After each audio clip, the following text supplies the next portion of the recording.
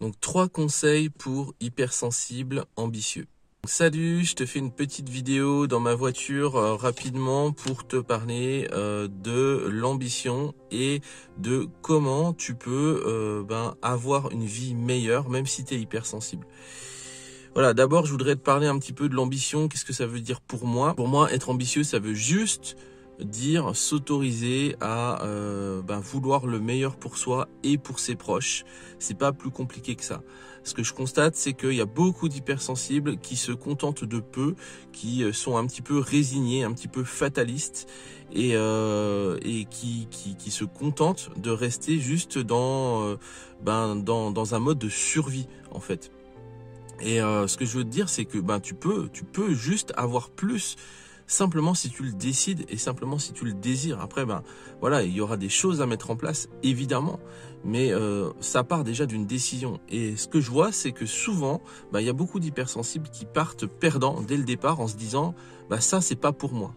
Ça, j'y ai pas droit. Tu vois, ça, je mérite pas, je suis pas à la hauteur. Et dans cette vidéo, je voudrais te donner 3 conseils si tu estimes avoir envie et si tu estimes mériter plus que ce que tu as actuellement. Alors mon premier conseil, c'est d'accepter ton hypersensibilité telle qu'elle est.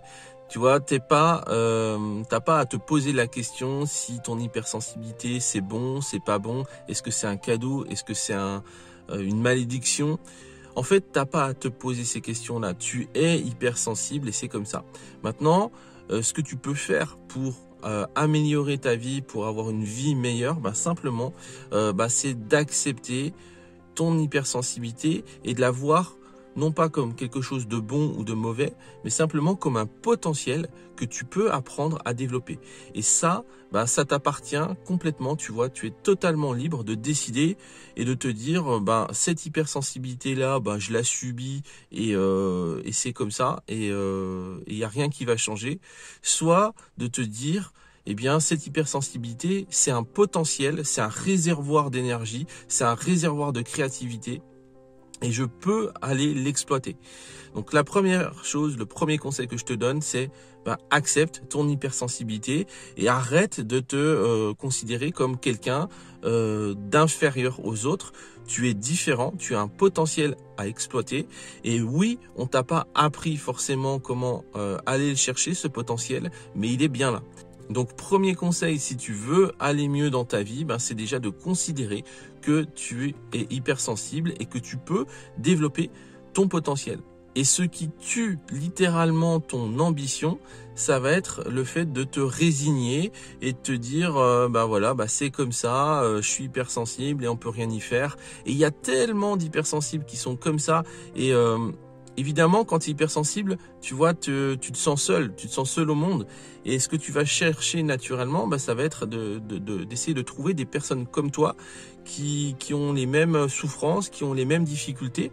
Et ça, c'est top, tu vois, ça permet de te rendre compte déjà que t'es pas seul, que t'es loin d'être seul en fait. Par contre, le revers de la médaille, c'est de t'entourer de personnes qui sont au même niveau que toi, qui n'ont pas dépassé certaines choses, et du coup, tu développes la croyance que l'hypersensibilité c'est comme ça et on peut pas aller plus loin, on peut pas, tu vois, faut pas désirer trop, faut pas avoir trop d'ambition parce que juste c'est pas possible. Moi je te dis, tu peux faire ce que tu veux de ta vie en fait. Le deuxième conseil que je te donne, ça va être d'apprendre à revenir dans ton corps. Tu sais, on a 3 centres, physique, mental, émotionnel. Et souvent, quand on est hypersensible, on est beaucoup focalisé sur du mental et de l'émotionnel. Et ça, c'est ok, on est fait comme ça, on fonctionne comme ça, mais souvent, on va se couper de notre corps, on va se couper de nos ressentis physiques. Et notre corps, en fait, on va en prendre conscience, on va prendre conscience de nos perceptions seulement quand ce sera douloureux, quand ce sera fort, quand ce sera intense. Et ça, c'est parce que on est beaucoup dans le mental, beaucoup dans l'émotionnel. Le corps, il est verrouillé, il est fermé quelque part. Et au bout d'un moment, quand il y a un trop-plein, c'est pour ça que tu ressens les choses de manière extrêmement forte, extrêmement intense. Donc une clé vraiment importante, si tu veux apprendre à gérer ton hypersensibilité, ça va être d'apprendre progressivement à revenir dans ton corps, à redescendre dans ton corps, parce que souvent on est perché là-haut dans le mental.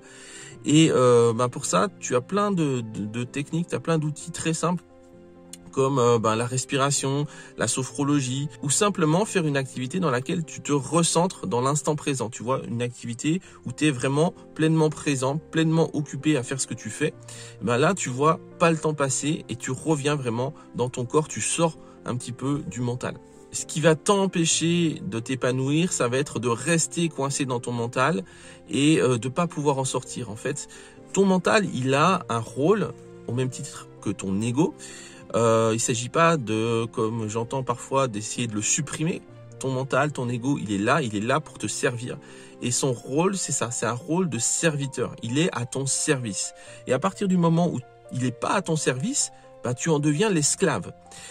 Donc la clé, c'est d'apprendre à revenir dans ton corps. Je suis sophrologue de formation, donc je peux te conseiller la sophrologie qui marche très bien pour les hypersensibles parce que du coup, ça te force vraiment à retrouver un équilibre entre ton corps et ton esprit. Tu vois, quand tu es beaucoup dans le mental, que tu n'arrives pas à lâcher prise, que c'est compliqué, tu sais que tu as un petit peu des pensées qui tournent en boucle, revenir dans ton corps grâce à la sophrologie, c'est impeccable. C'est retrouver un équilibre entre ton corps, ton cœur et ton esprit. Parce qu'on a ces trois centres, on est ces trois choses à la fois.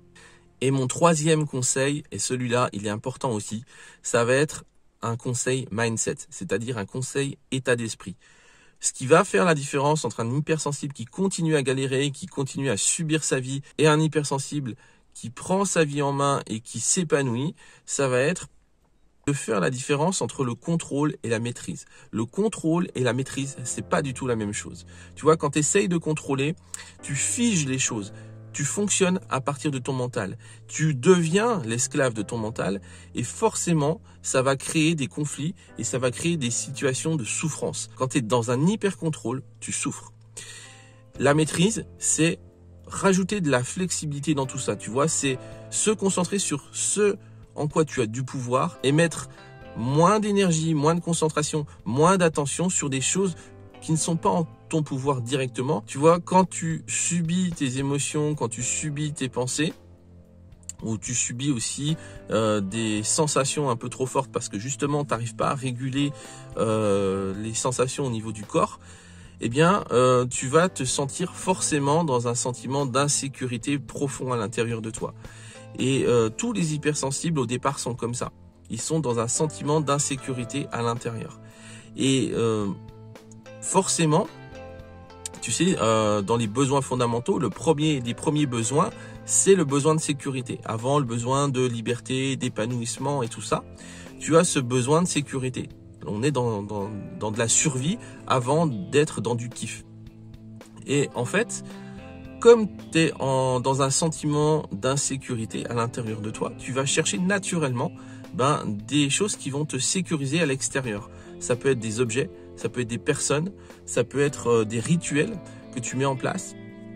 Mais tu vas chercher des solutions à l'extérieur de toi pour te rassurer, pour te sécuriser.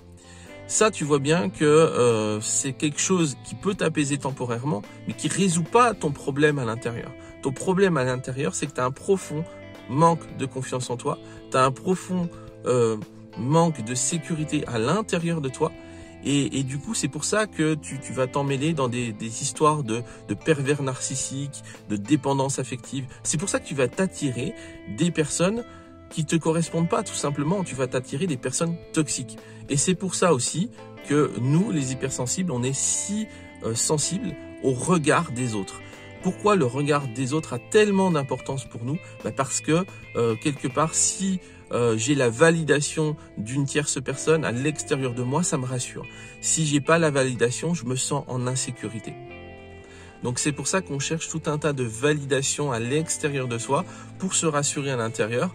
Et en fait, c'est comme si on essayait de remplir un tonneau percé qui se vide au fur et à mesure. Le contrôle, c'est j'essaye de trouver des moyens à tout prix à l'extérieur de moi pour me rassurer. J'essaie de trouver des doudous, des trucs qui vont me dire ça va aller, t'inquiète pas, tu as de la valeur, tu vas y arriver, je valide, j'accepte ce que tu dis, ce que tu fais, t'inquiète pas, je vais le faire à ta place, laisse tomber, je prends les décisions pour toi.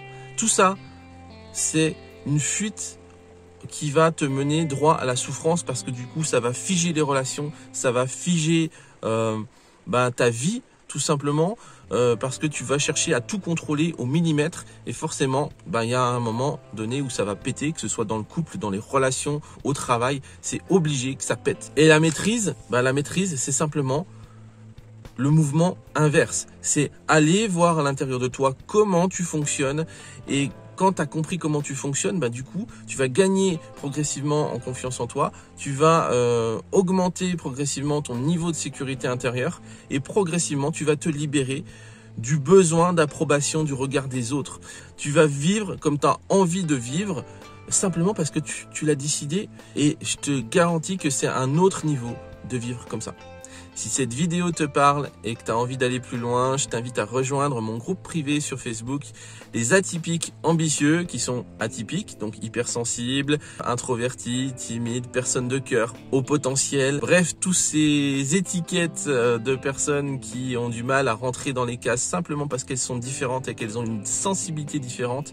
Si ça te parle, si tu as envie de rejoindre ce groupe, c'est les atypiques et ambitieux parce que c'est des personnes qui se donnent les moyens de vivre la vie qu'elles ont choisie. Voilà, c'est le premier lien en description. Et puis si tu veux savoir si tu as un profil hypersensible déchaîné, c'est également dans la description. N'hésite pas à faire le test pour faire le point. Voilà, je te laisse, je te dis à très bientôt, prends soin de toi et n'oublie pas, tu as du pouvoir, utilise-le. Ciao.